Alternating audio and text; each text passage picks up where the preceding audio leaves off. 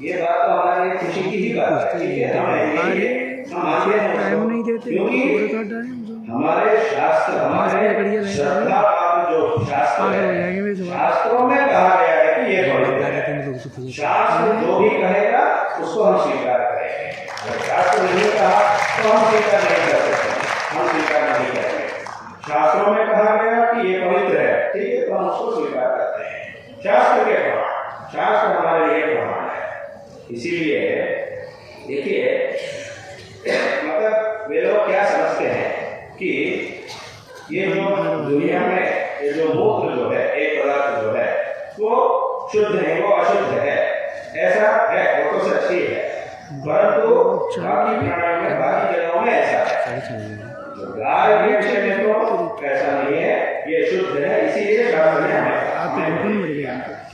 जैसे कि पत्थर होते हैं, बहुत सारे पत्थर इधर उधर रहते हैं, हम लोग अगर रास्ते में जाएंगे तो बहुत पत्थर मिलते हैं, परंतु जो हीरा है वो भी पत्थर ही है।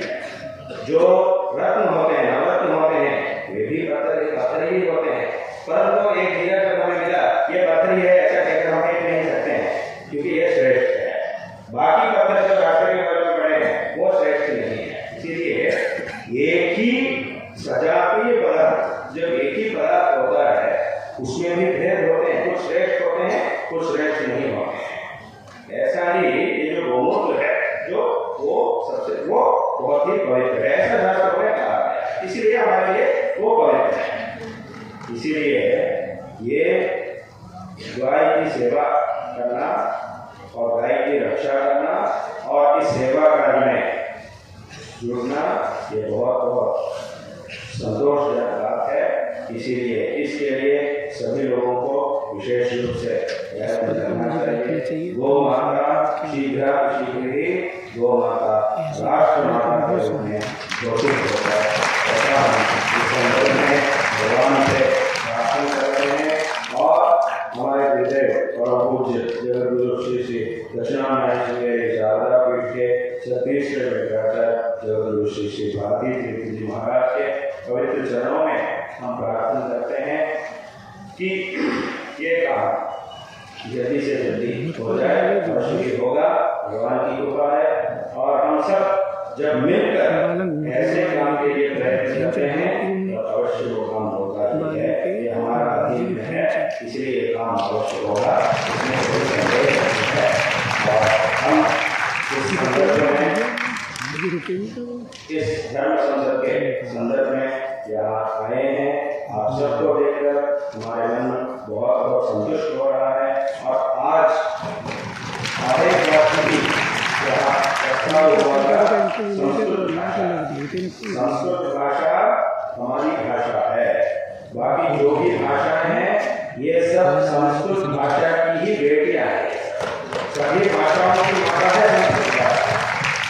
एक संदर्भ को कहकर हम हमारी वाणी को विराम देते हैं। नहीं और बोलना कि श्रीहर्ष, महाकवि श्रीहर्ष महाकवि जी है, उनका एक विशिष्ट काव्य है नैषधीय चरितम, जो नर महाराज के चरित्र को लेकर उन्होंने लिखा, नैषधीय चरितम। उस काव्य में एक संदर्भ वर्णित किया गया है, नर महाराज और दमयंती इन दोनों के विवाह, इन दोनों के विवाह का संदर्भ का वर्णन किया गया है।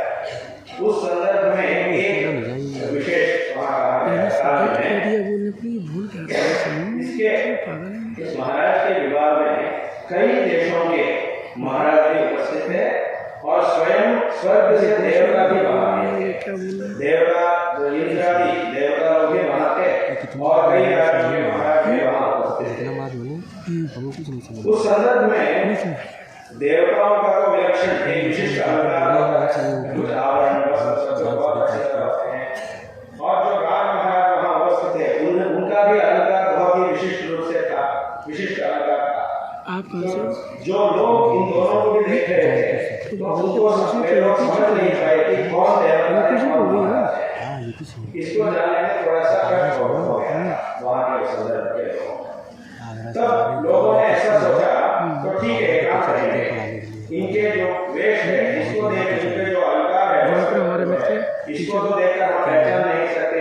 भगवान है, कौन देवता है, कौन मनुष्य है, महाराज है, इसको हम समझ नहीं सकते हैं। तो एक काम करेंगे, इनकी भाषा जो होगी उसको देखकर हम समझ सकते हैं कि हम पहचान सकते हैं कि ये किस देश के हैं, कौन देवता है, कौन मनुष्य है और ये किस देश का है, इसको हम पहचान सकते हैं। ऐसा सोचकर उसके सभी में जाके सुन रहे थे, और सभी लोग संस्कृत में ही बोल रहे थे। देवता भी हो या महाराज हो, किसी भी देश के राजा महाराज हो, सभी लोग संस्कृत में ही एक दूसरे से बातचीत कर रहे हैं, क्योंकि कई चक्कर खा गए उनके हर एक राज्य की कुछ अलग अलग भाषा हो सकती है। पर जब एक राज्य के महाराज दूसरे राज्य के महाराज के साथ मिल रहा है, उस संदर्भ में दोनों भी संस्कृत भाषा में व्यवहार कर रहे थे। मतलब संस्कृत भाषा का एक ऐसा एक स्थान था, चाहे अपने अपने भाषा कोई अलग हो सकती है, परंतु जब दूसरे राज्य में हम जाते हैं तब किस भाषा से व्यवहार करना है, जिस भाषा को वे भी जानते हैं हम भी जानते हैं, ऐसे एक भाषा में व्यवहार करना है। संस्कृत देवता लोग तो देव भाषा है, देवता लोग संस्कृत भाषा में ही व्यवहार करते हैं, उसमें कोई समझे। और मनुष्य भी ऐसा ही कर रहे थे। तो क्या हो गया, कौन देवता है, कौन मनुष्य है, कौन किस राज्य के हैं, इसको पहचानना असंभव हो रहा है उस संदर्भ में।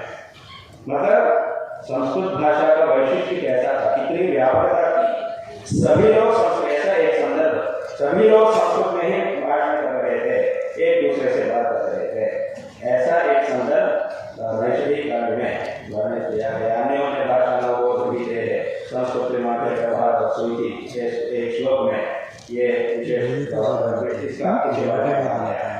इसलिए ये जो संस्कृत भाषा है ये एक व्यापक भाषा है। कुछ समय में ऐसा था, लेकिन बाद में क्या हो गया, लोगों के मन में भाषा के ऊपर श्रद्धा कम हो गई, तो संस्कृत भाषा का अध्ययन करना कम कर दिया, छोड़ दिया। अभी संस्कृत के भाषा में अगर हम कहेंगे तो लोग समझ नहीं सकते हैं, ऐसी स्थिति आ गई कि कुछ ही लोग समझ सकते हैं।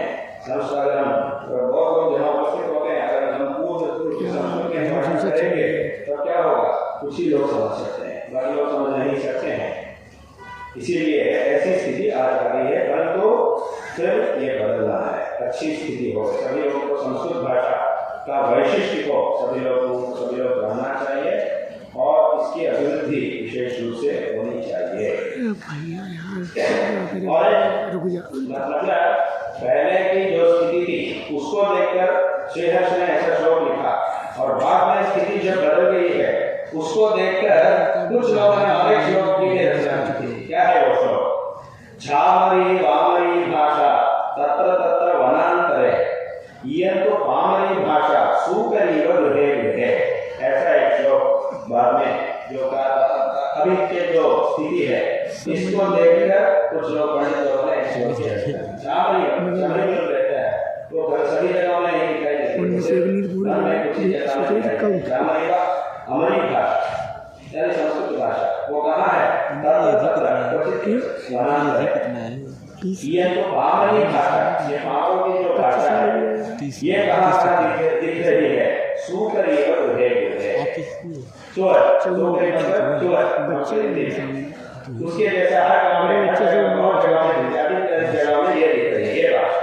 मतलब कुछ और एक भाषा है जिसका जिसने संस्कृत भाषा का स्थान को आक्रमण करके यहाँ आ गया। उस भाषा को आक्रमण करने का अवसर कहाँ से मिला, जिनके मन में श्रद्धा कम हो चुकी थी उन लोगों के वजह से उसको आक्रमण करने का अवसर मिला। इसीलिए हमें इस भाषा पर श्रद्धा को रखना चाहिए, इस भाषा की रक्षा हमें अवश्य करना चाहिए। इस बात को